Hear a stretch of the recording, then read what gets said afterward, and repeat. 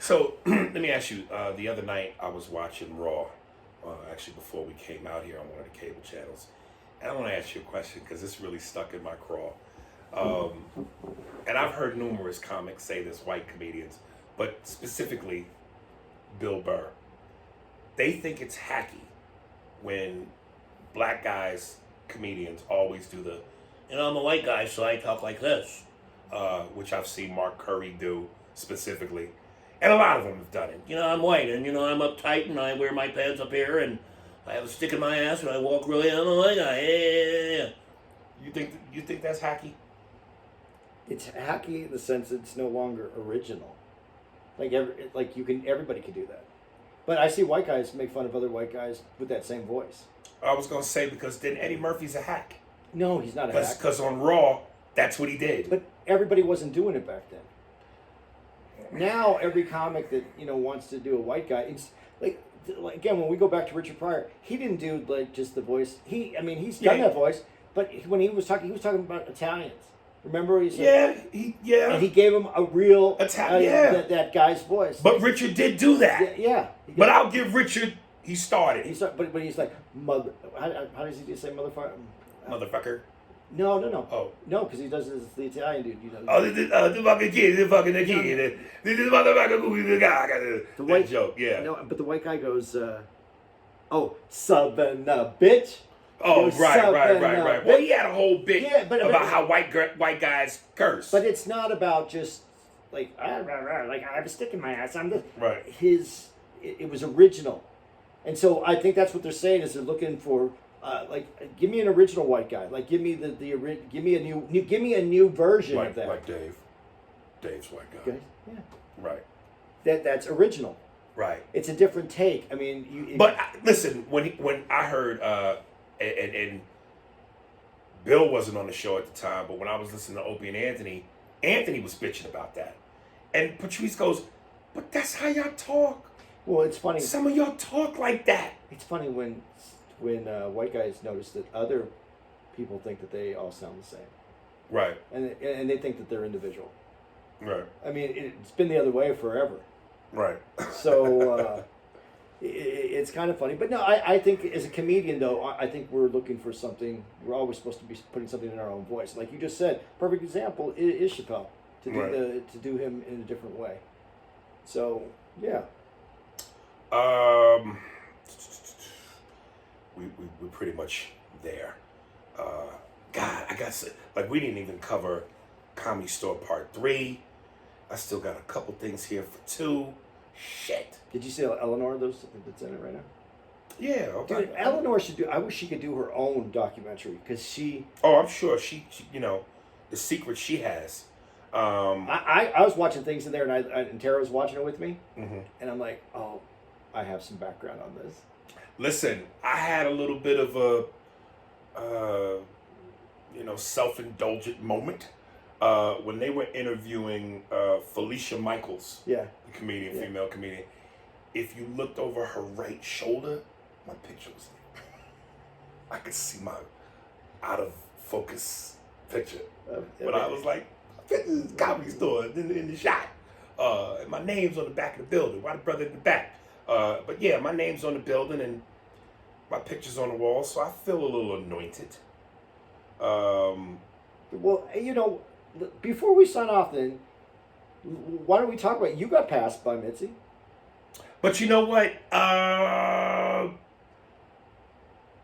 Yeah.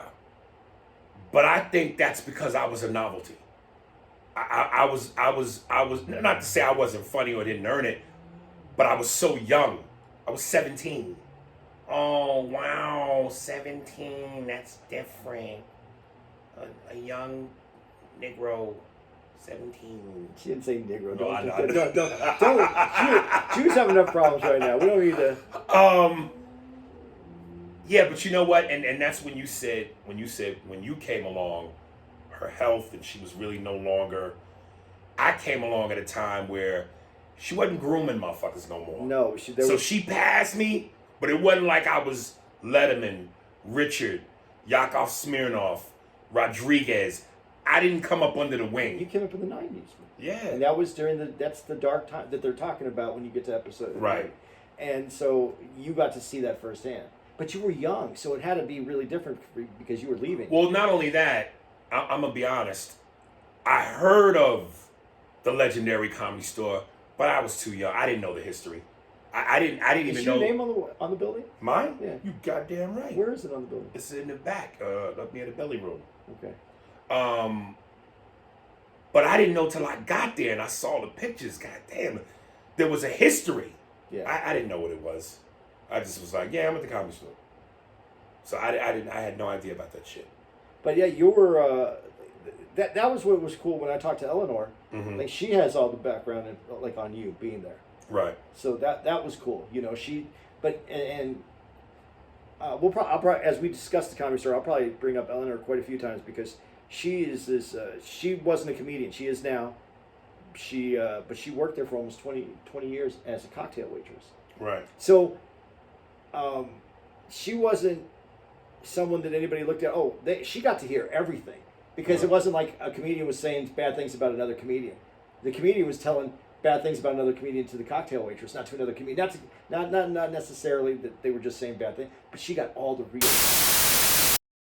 All right, there it is. There it is. Listen, I want to thank Hits 101 again, as always, for your continued support. Thank all the fans. We appreciate it. Andy and I we were supposed to do Brea and Ontario, California on a back-to-back after Utah, but Governor Newsom COVIDed us. Well, COVIDed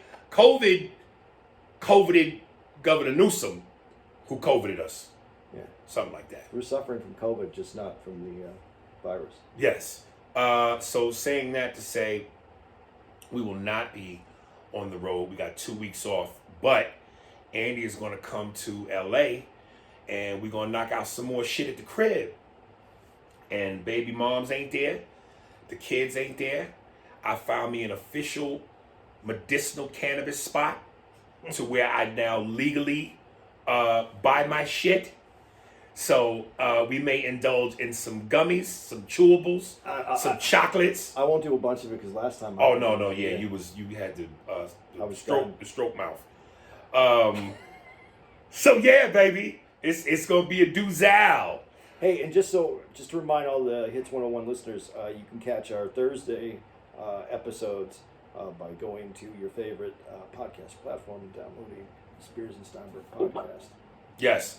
Okay, and without further ado, as we continue on, as promised, I'm trying to give up-and-coming artists, singers, rappers, comedians, poets, beat makers, an opportunity to be heard, baby. You don't want an actor to maybe come on and just do a soliloquy of Hamlet? You know, because if he come here, if he do it in front of us and it's garbage, I'm throwing shit, and I don't want to get in trouble.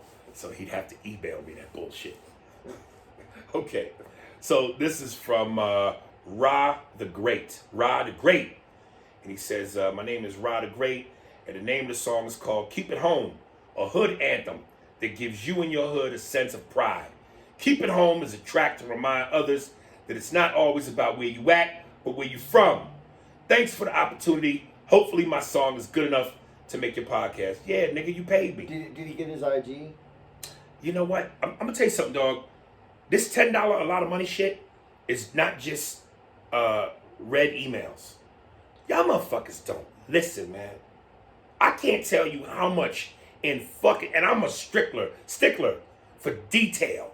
I tell these motherfuckers, hey, include your IG handles, your socials, email it to me, and these motherfuckers hit me up. Yo, how you want me to get it to you? Like niggas don't. Some of you motherfuckers ain't gonna make it because you don't pay attention. Not because you ain't got no talent. Pay the fuck attention. What's his name again, though, so they can look him up on? I mean, it's Rod the Great, but I don't know if that's his IG.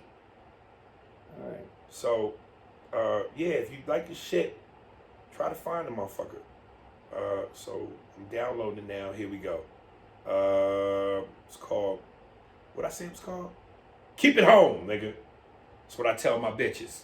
Pussy, keep it home. Don't cheat on me.